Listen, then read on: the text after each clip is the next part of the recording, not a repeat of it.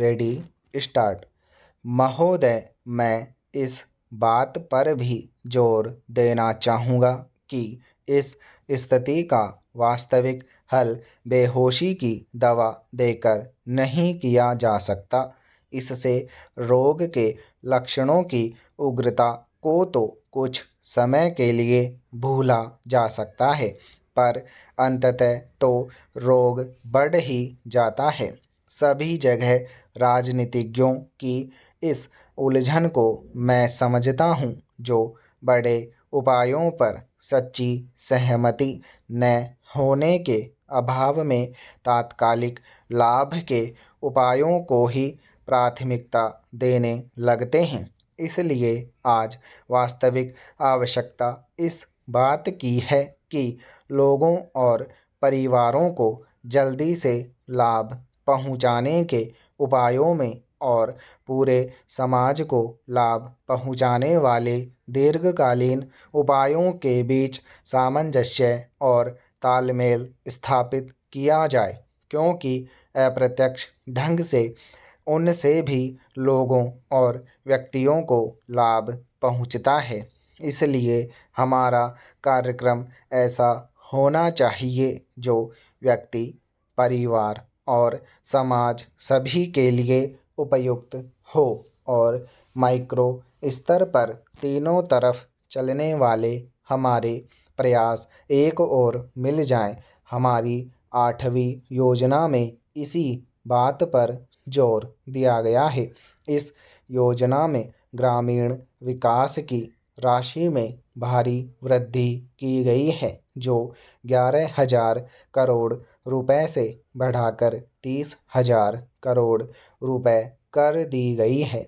इसमें जिन कार्यक्रमों को शामिल किया गया है, उनमें रोजगार पैदा करना, रोजगार का आश्वासन देना, समन्वित बाल विकास योजनाएं, टीकाकरण, शिक्षा और अन्य कई सामाजिक आवश्यकताएं पूरी करने वाली योजनाएं भी शामिल हैं।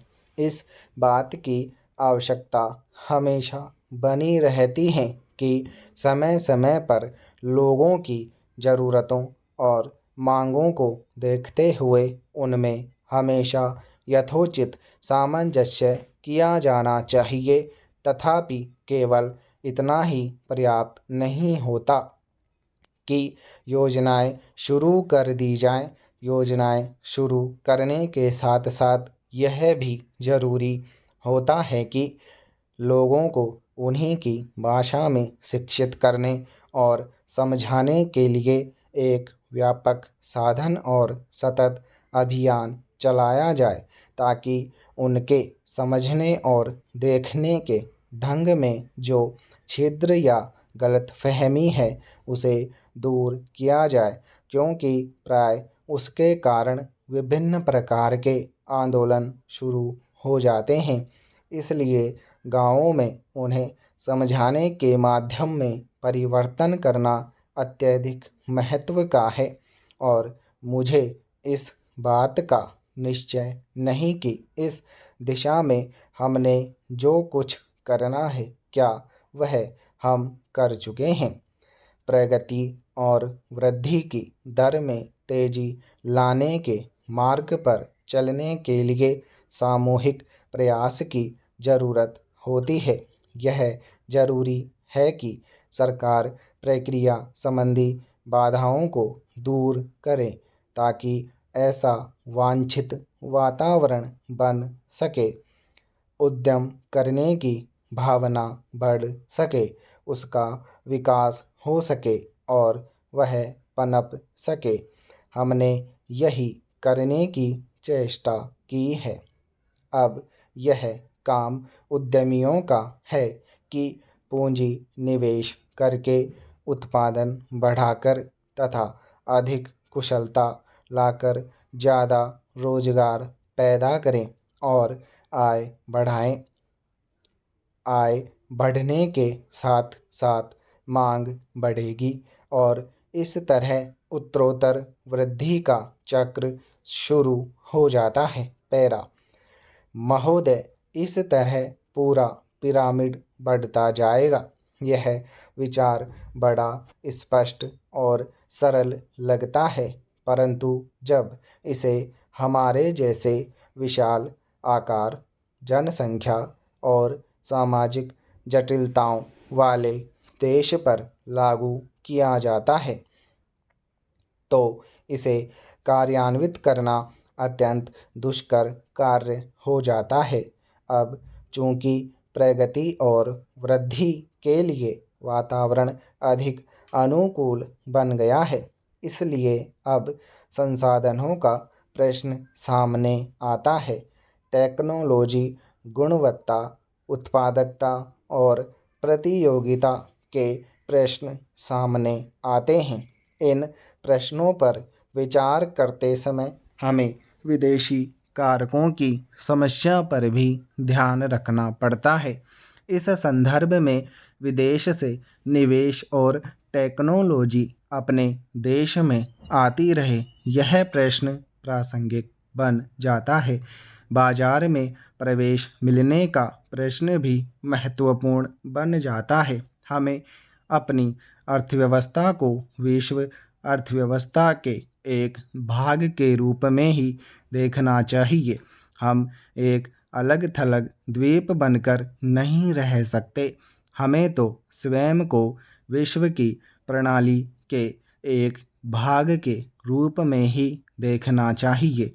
इसी के साथ द्वीप का भी अस्तित्व बने रहना चाहिए और राष्ट्रीय हितों को भुलाया नहीं जा सकता। जिसे विश्वव्यापीकरण कहा जाता है, वह विश्व का एक भाग बनने का प्रयास मात्र है। इसके बाद ही हम शेष विश्व से यह आशा कर सकेंगे कि वह हमें हमारी आवश्यकता की चीज़ें प्रदान करें। मुझे विश्वास है कि ऐसा करते समय विसम्मति की कोई आवाज़ नहीं होगी, किंतु हम विश्वव्यापीकरण महज उसी की खातिर नहीं कर रहे। यह तो विशिष्ट रूप से भारत के लोगों के हितों को ध्यान में रखते हुए किया जाना चाहिए, क्योंकि शून्य देकर केवल शून्य ही मिलता है। इसलिए हम अपना लक्ष्य तभी प्राप्त कर सकते हैं जब हम यह दिखा दें कि इससे देने वाले और लेने वाले दोनों का लाभ है। विश्व अर्थव्यवस्था आज अधिकांशतः बाजार की ताकतों के सहारे चल रही हैं और यदि हम इन बातों को अनदेखा कर देंगे तो इससे हमें भी भारी हानि उठानी पड़ेगी। अपने प्रयासों में हमने इस वास्तविकता को स्वीकार करने का प्रयास किया है। विश्वव्यापीकरण से हम अभिभूत नहीं हैं, परंतु हम अपनी ओर से यथार्थ को समझने की पूरी चेष्टा करते हैं। कुछ आलोचकों ने यह कहा है कि विदेशी निवेशकर्ता हमारी अर्थव्यवस्था पर छा जाएंगे। इस संबंध में मैं केवल यह कह सकता हूँ कि अब तक यद्यपि हमारी नीतियों पर अच्छी प्रतिक्रिया हुई है और विदेशी निवेश आकर्षित हुआ है, परंतु यह हमारी ज़रूरतें पूरी करने के लिए नितांत अपर्याप्त है।